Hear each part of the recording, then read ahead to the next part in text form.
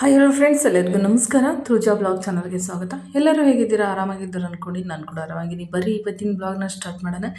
ಇವತ್ತಿನ ಬ್ಲಾಗು ಎಲ್ಲಿದ್ದೀನಿ ಅಂತ ನೋಡ್ತಾ ಇದ್ದೀರಾ. ಊರಲ್ಲಂತೂ ಖಂಡಿತ ಇಲ್ಲ, ಬೆಂಗಳೂರಿಗೆ ಬಂದಿದ್ದೀವಿ. ಊರಲ್ಲಿದ್ದಾಗ ಅಲ್ಲಿ 2 ದಿವಸ ಇದ್ದೆ, ಆದರೂ ವಿಡಿಯೋ ಮಾಡೋಕ್ಕಾಗಲಿಲ್ಲ. ಯಾಕಂದರೆ ಸ್ವಲ್ಪ ಹಾಗೆ ಕೆಲಸ ಇತ್ತು, ಹಾಗಾಗಿ ವಿಡಿಯೋ ಮಾಡೋಕ್ಕಾಗಲಿಲ್ಲ. ಡೈರೆಕ್ಟಾಗಿ ಬೆಂಗಳೂರಿಗೆ ಬಂದ ಮೇಲೆ ನಿಮಗೆ ವಿಡಿಯೋನ ಮಾಡ್ತಾಯಿದ್ದೀನಿ. ಮತ್ತೆ ನಮ್ಮ ನಾದಿನಿ ಕೂಡ ನಾನು ಕರ್ಕೊಂಡು ಬಂದೆ.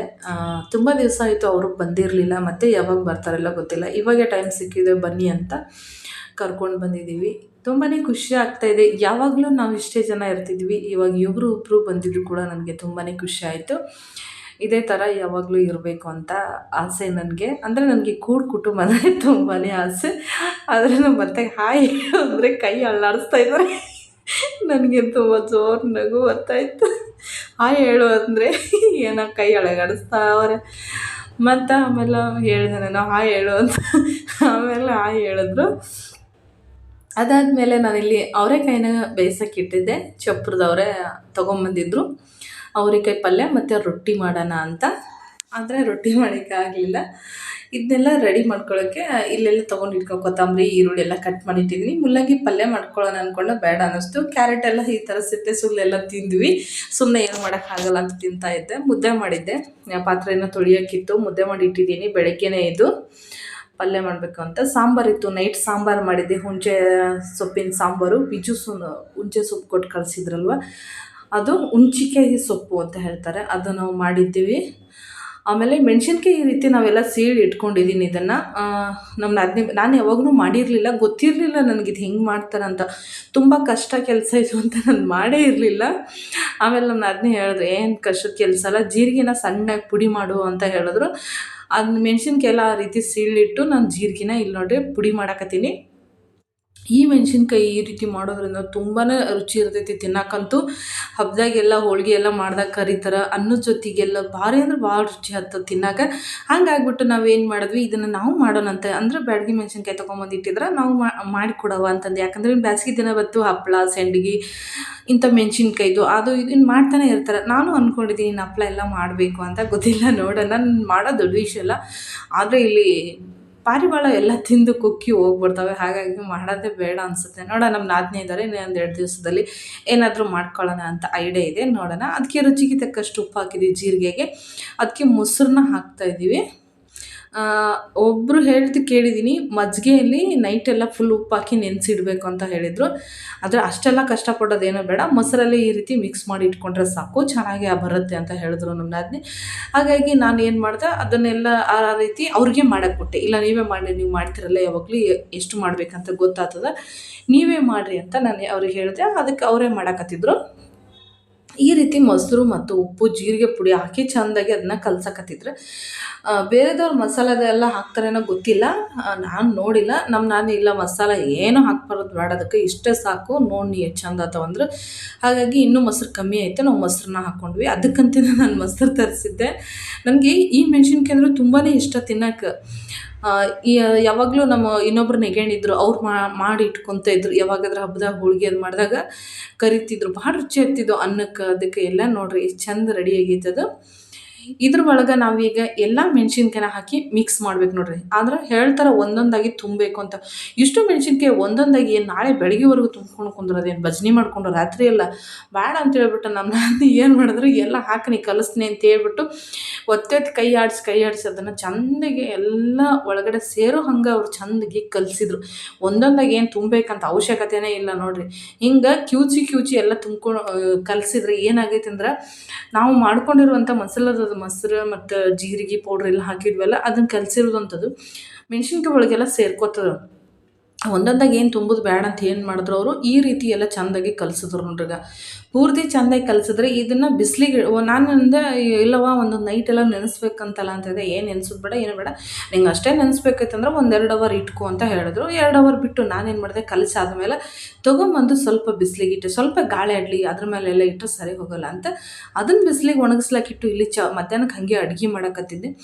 ಒಂದು ಮನ್ಯಾಗ ನೋಡ್ರಿ ಮಂದಿ ಇದ್ರಂದ್ರೆ ಚಂತನ ಕೆಲಸ ಆಗ್ತದೆ. ಮನುಷ್ಯಾಗ ಒಂಥರ ಖುಷಿ ಇರ್ತೈತಿ. ನನಗೆ ಕೆಲಸ ಮಾಡೋದಂದ್ರೆ ಭಾಳ ಇಷ್ಟ. ನನಗೆ ಕುಂದ್ರೋದಂದ್ರೆ ಇಷ್ಟನೇ ಆಗೋದಿಲ್ಲ.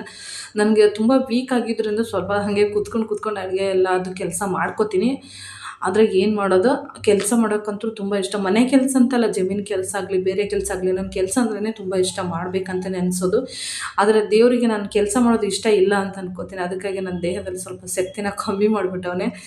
ಏನೂ ಮಾಡೋಕ್ಕಾಗಲ್ಲ, ಒಂದಿಲ್ಲ ಒಂದಿನ ಚೆನ್ನಾಗಿ ಆಗುತ್ತಂತ ಅಂದ್ಕೊಂಡಿದ್ದೀನಿ.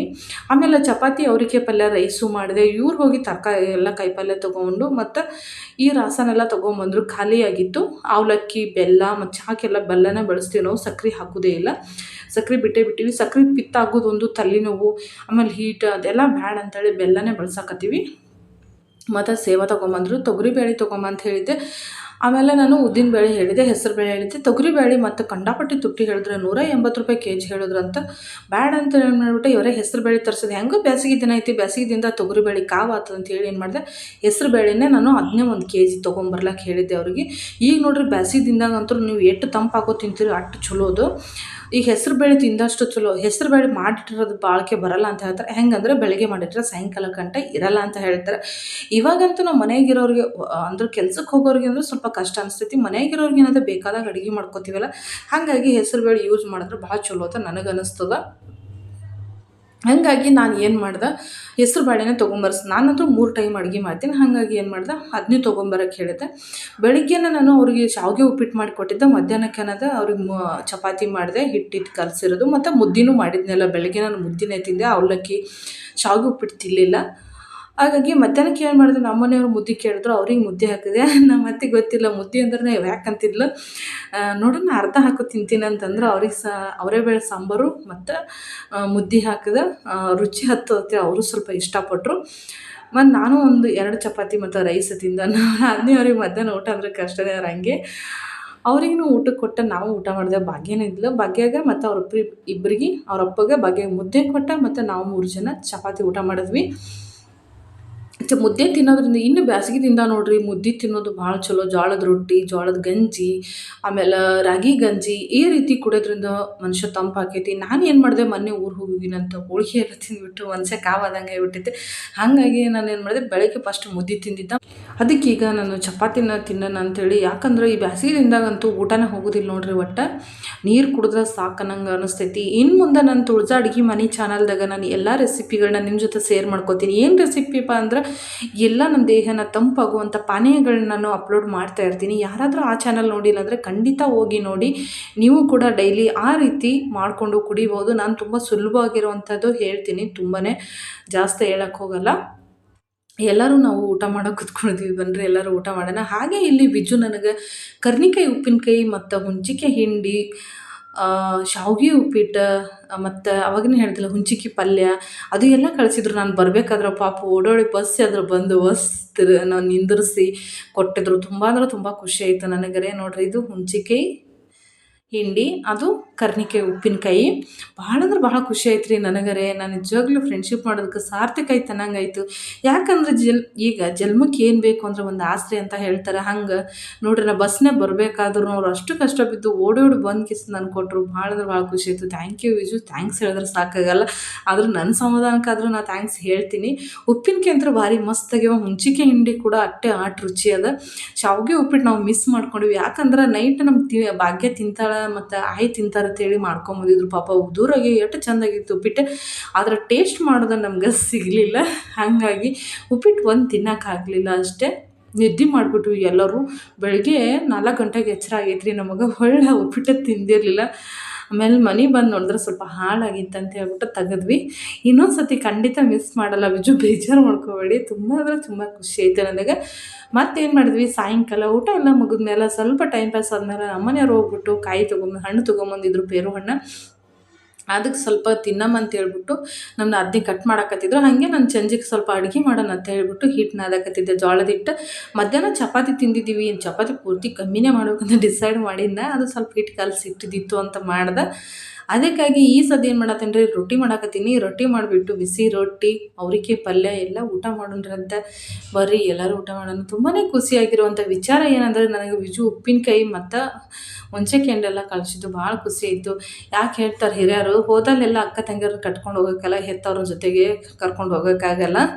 ಇದ್ದವರೇ ಅಕ್ಕ ತಂಗಿಯರು, ಇದ್ದವರೇ ತಾಯಿ ತಂದೆ ಅಂತ ಹೇಳ್ತಾರೆ. ನಿಜವಾಗ್ಲೂ ನೋಡೋ ಅಂಥ ದಾರಿಯಲ್ಲಿ ಬಂದು ಸನಕ್ಕೆ ನನಗೆ ಹೆಲ್ಪ್ ಮಾಡಿದ್ರು. ತುಂಬಾ ಖುಷಿ ಆಯಿತು. ಇದಕ್ಕೆ ನೋಡ್ರಿ ಉಪ್ಪು ಮತ್ತು ಖಾರ ಹಾಕ್ಕೊಂಡು ತಿನ್ನಕತ್ತಾರ. ತುಂಬಾ ರುಚಿಯಾಗಿತ್ತು. Thank you so much video ನೋಡೋದಕ್ಕೆ. ಕೆಲವರು